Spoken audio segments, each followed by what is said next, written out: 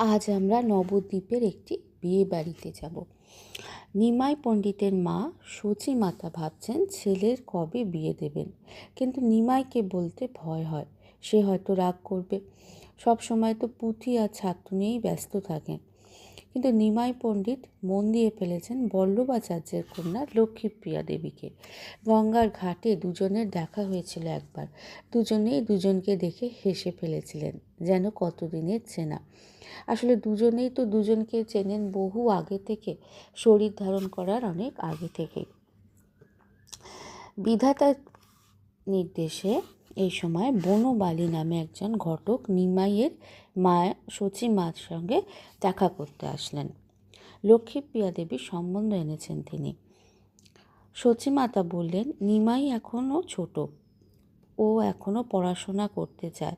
টোলে ছাত্ররা সবে আসতে শুরু করেছে, আর কিছু বছর দেখি, তারপর ওর বিয়ে দেবো, তখন তোমাকে খবর দেবো।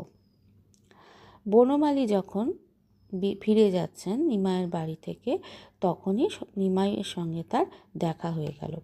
বনমালীর কাছে সব শুনে তিনি বললেন, আমি দেখছি। মায়ের সঙ্গে তিনি এবার সরাসরি কথা বললেন। তিনি লক্ষ্মীপ্রিয়া দেবীকে বিবাহ করতে চান। সচীমাতা শুনে বড় খুশি হলেন।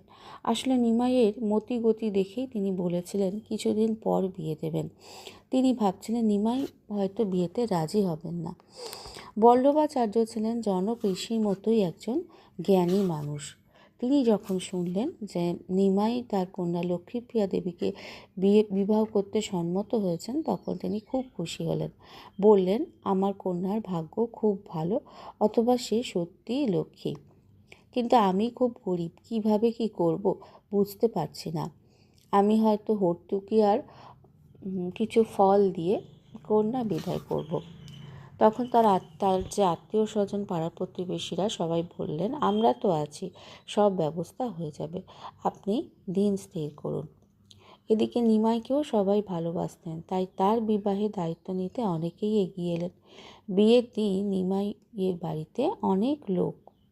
সচীমাতা সবাইকে বলছেন, তোমরা আমার নিমাইকে আশীর্বাদ করো।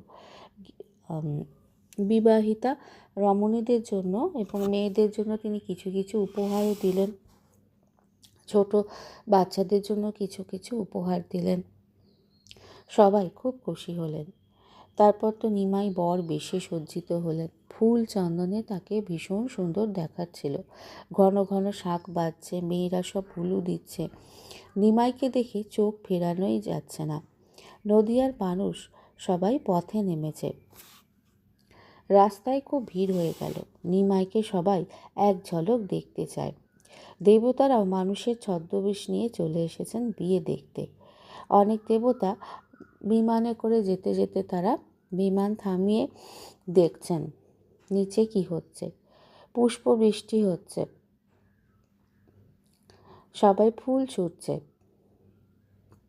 দেবতারাও ফুল ছুঁড়তে লাগলেন। বহু ভাগ্যে এমন বিয়ে দেখা যায়। আজ যে ঈশ্বরের সাথে ঈশ্বরীর বিয়ে। বল্লভাচার্য নিমাইকে হাত ধরে ভেতরে নিয়ে গেলেন। নিমাই যখন বল্লভাচার্যের বাড়ি পৌঁছালেন, তখন তিনি তাকে হাত ধরে ভেতরে নিয়ে গেলেন। জল দিয়ে পা ধুইয়ে দিলেন, ফুলের মালা এবং চন্দন অর্পণ করলেন। লক্ষ্মীপ্রিয়া দেবীকেও খুব সুন্দর দেখাচ্ছিল। তিনি বেনারসি শাড়িতে সেজেছেন, গয়না পরেছেন, ফুলের মালা তার গলায় এবং চুলে। স্বয়ং লক্ষ্মী তিনি, তার রূপের কথা আর কি বা বলবো। অনেকে বলছে এই জুটি হরগৌরীর, কেউ বলছে রাম সীতার, কেউ বলছে লক্ষ্মী নারায়ণ। বিয়ে ভালোভাবে সম্পন্ন হলো। নদিয়ার মানুষ খুব খুশি হয়েছেন সেদিন। দিব্য আনন্দ তাদের বুকের মধ্যে বয়েছে।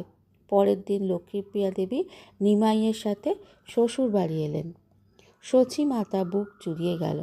ঘরে অনেক ভদ্রমহিলা। নিমাই এবং লক্ষ্মীপ্রিয়া দেবী যাবতীয় আচার পালন করছেন। সচী মাতা সবাইকে মিষ্টি জল দিচ্ছেন। লক্ষ্মীপ্রিয়ার দিকে চোখ পড়তেই তিনি অবাক হয়ে গেলেন। লক্ষ্মীপ্রিয়া দেবী সেই জায়গায় বসে নেই। সেই জায়গায় অপার্থিব এক আলো, এক জ্যোতি। আবার খানিকক্ষণ পর দেখলেন লক্ষ্মীপ্রিয়া দেবী বসে আছেন। ঘরে দিব্য সৌরভ আসছে।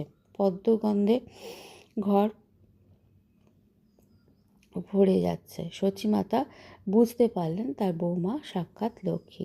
তিনি অবাক হয়ে তাকিয়ে রইলেন পুত্র এবং পুত্রবধূর দিকে। এই বিবাহ শেষ পর্যন্ত সুখের হয়নি। লক্ষ্মীপ্রিয়া দেবী বেশি দিন শরীরে ছিলেন না। সর্পদংশনে তার মৃত্যু হয়। তখন নিমাই পণ্ডিত ছিলেন পূর্ববঙ্গে। তো আজকে আর সে কথা বললাম না, সেই গল্প নেওয়া আর একদিন হবে। আজ এই বিবাহের স্মৃতি তোলা থাক আমাদের সবার মনে। জয় শ্রী চৈতন্য মহাপ্রভুর জয়, জয় লক্ষ্মীপ্রিয়া দেবীর জয়, জয় মা বিষ্ণুপ্রিয়া জয়, জয় সচী মাতার জয়।